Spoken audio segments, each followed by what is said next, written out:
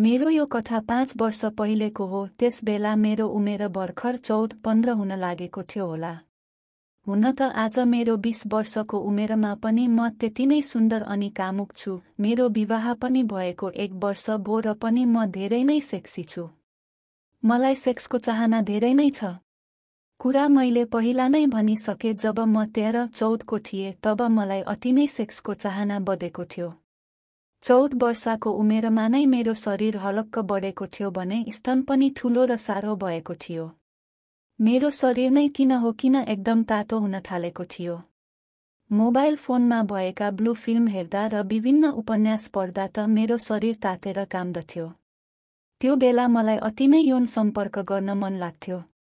राति सुत्ने बेलामा म सधैँ नेपाली उपन्यास पढ्ने गर्थेँ। म सधैँ उपन्यास पढ्दा तथा मोबाइलमा फिल्म हेर्दा सधैँ नानै बनेर आफ्नो योनि तथा स्तनमा हात मुसार्ने गर्थेँ। किन हो किन मलाई केटा मान्छे देख्नै नहुने भएको थियो। कोही केटा मान्छे देखो भने सिधै गएर यौन सम्पर्क गरू जस्तो लाग्थ्यो।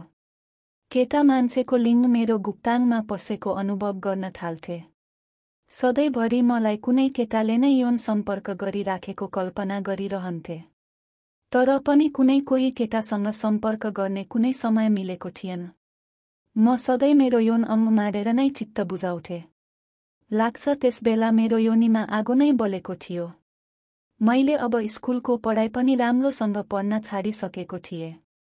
यौन प्यासले म लगभग हिस्टेरियाको शिकार नै हुने बेला भएको थियो त्यो बेला। तर पनि मैले मेरो दिमागलाई सम्हाल्दै थिएँ। मेरो शरीरले मलाई धेरै नै दुःख दिएको थियो। सधैँ स्तन र यौन अङ्ग बल्केको जस्तो भएर धड्कन्थ्यो। योनिबाट पानी बगिरहथ्यो।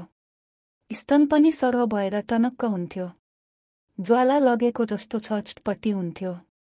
अब मेरो दिमागले पनि मलाई धान्न नसक्ने भएको थियो। त्यसैले मेरो यो समस्या मैले मेरो सिनियर दिदीसँग भने। ती दिदी त्यस्तै 17 वर्ष जतिकी थिइन्, तर उनी धेरै नै केटासँग यौन सम्पर्क गरिसकेकी थिइन्। जब मेरो समस्या तिमीले परा सुनिन् तब उनले भनिन्, तिमीले समयमा नै भनेर धेरै न ठिक गर्यौ भनिन्। नत्र धेरै यौन प्यासले म पगल हुन सक्थे रे। त्यसपछि ती दिदीले 1-2 दिनमा तिम्रो समस्या ठिक गर्छु भनिन्। म पनि अलि शान्त भएर बसे। 3 दिनपछि ती दिदीले स्कुल जाने समयमा स्कुल नगएर उनको घरमा आउन भनी बोलाइन्। म त्यो दिन स्कुल जाने ड्रेसमा ती दिदीको घरमा गए। ती दिदीको बुढा विदेश गएका हुनाले उनी घरमा एक्लै बस्थिन्। उनको घरमा पुगेर मैले दिदी भनी बोलाए। उनी हाँस्दै आइन् र भित्र लिएर गइन्। भित्र पुगेपछि उनले भनिन्, तिम्रो यौन प्यासको दबाई त्यो कोठामा छ, निको नहुनु, जेलसम्म बस्नु भन्दै हाँस्दै अर्को कोठा देखाइन्। म के होला भन्दै त्यो कोठाभित्र पसे। म के त्यो कोठामा पसेको थिएँ, त्यहाँ बसेको एकजना केटाले मलाई हाय भन्दै कोठाको चुक्कुल लगायो। मैले कुरा बुझिहालेँ मेरो दबाई यो नै हो भनेर। मलाई यो जवानीले यति धेरै पोलेको थियो कि मलाई नयाँ मान्छे एक्लै देख्दा पनि लाज अनि डर लाग्नुको सट्टा कतिखेर यौन सम्पर्क गरी हालौ जस्तो भएको थियो। त्यो केटा अग्लो गोरो अनि खाइलाग्दो थियो। मैले पनि हाय भनेर हात मिलाउँदै ऊ नजिक गएर बसे। सायद त्यो केटालाई दिदीले सबै भन्नु भएको थियो होला। त्यो केटाले धेरै कुरा नगरी मसँग अन्डालोमा बदिन सुरु गर्यो। आहा, त्यो केटाले मलाई च्याप समात्दा नै मेरो शरीरको काडा फुलेर आएको थियो। उसले हल्का मेरो ओठमा किस गर्यो। ओहो, मेरो ओठमै फरफराउन थाल्यो।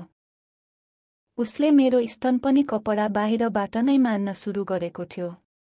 कता कता कुटकुटी लागेको हो कि के भए जस्तो हुँदै थियो मलाई। मेरो ओठ चुस्दै उसले मेरो माथितिरको कपडा खोल्न सुरु गर्यो। बिस्तारै म नामो छातीमा उत्रिए। उसले मेरो एक स्तन च्याप्प समात्यो। आहा, मेरो यो स्तनमा त्यो दिन कसैको हात पहिलो पटक लाग्दै थियो। मेरो शरीर नै जिङ्रिङ हुने गरी काडा फुल्न थाल्यो अनि स्तन पनि तातो सरह हुँदै बल्किन थाल्यो।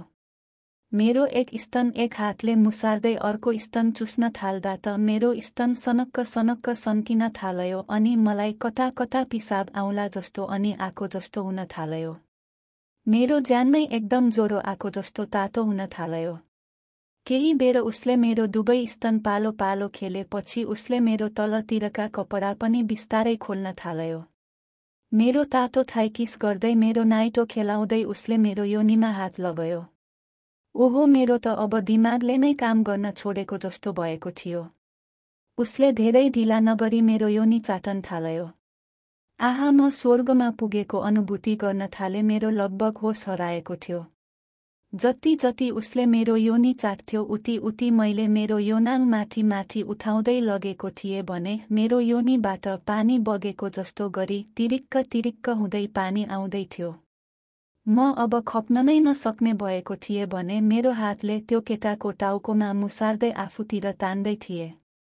अब त्यो केटा उठेर फटाफ्याट लुगा खोल्यो र आफ्नै हातले ठनक्क ठन्केको आफ्नो लिङ मुसार्दै म माथि चढायो। उसले मेरो ओठमा किस खाँदै उसको लिङ मेरो योनिको मुखतिर दल्न थाल्यो। आहा, दुवैजनाको तातो योनाङ जोडिँदा त पागल नै हुला जस्तो भइरहेको थियो। मेरो सास बढेर स्यास्या गर्दै थिए अनि कहिले कहिले बेसुलमा मेरो अनेक आवाज आउँदै थियो।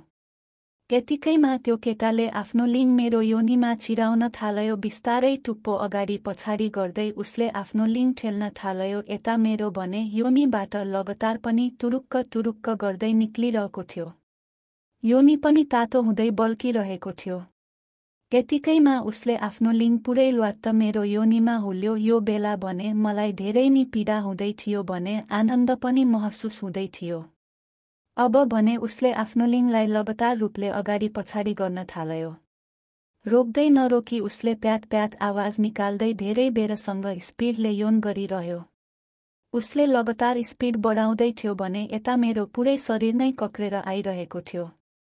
बिस्तारै म बेहोस जस्तै हुँदै थिएँ। उसले कहिलेकाहीँ अलि धेरै जोडले धक्का मार्दा मेरो शरीरबाट के पग्लेर निस्केको जस्तो हुँदै थियो।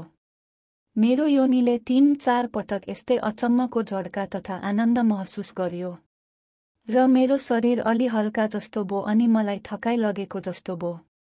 साथै मेरो शरीरबाट भूत नै हटेको जस्तो हल्का अनि ज्यान फुरुङ भो। उसले पनि सकेसम्मको स्पिड र जोड लगाएर क्वाच क्वाच हुने गरी लिङ योनि भित्रै रोक्यो र भित्रबाट पिचकारी हाने जस्तो गरी के हो कुन्नी निक्ल्यो। मेरो योनि भित्र तातो तातो पिचकारीले हाने जस्तो भइराखेको थियो। अब ऊ आफ्नो लिङ्ग अगाडि पछाडि गर्न छोडी म माथि नै लम्पसार सुत्यो। मैले पनि समाती राखे। केही बेरपछि उठेर हेर्दा त मेरो योनिबाट रगत अनि सेतो पदार्थ निक्लदै थियो। सबै पुछेर उठेपछि मेरो शरीर नै हल्का भइराखेको थियो। वर्षौंदेखिको मेरो यौन प्यास शान्त भएपछि त म स्वर्गमा नै गएको महसुस गरिरहेको थिएँ। नयाँ जिन्दगी पाएको जस्तो मलाई एकदमै नौलो फिलिङ गरिराखेको थिएँ। कुनै ठुलो बोझ बिसाएको जस्तो भइराखेको थियो।